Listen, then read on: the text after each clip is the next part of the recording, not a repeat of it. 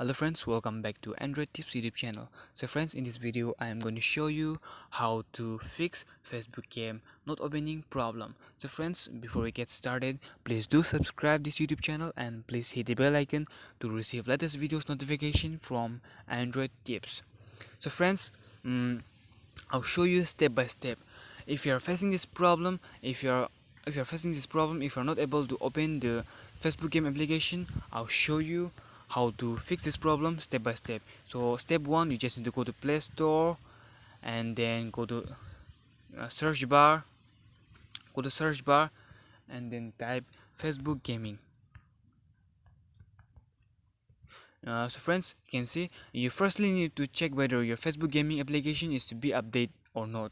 So friends, if it is asking for update, please update the Facebook gaming application. So even after updating the Facebook gaming application, you're still facing the problem, I'll show you that in the next step. So step 2, go to settings and then scroll down, go to apps, you can see, and then manage apps. So friends, you just need to search for Facebook gaming application here. Scroll down, and then you can see Facebook gaming here. So tap here, and then friends, you just need to tap here. Don't clear the data of this Facebook application.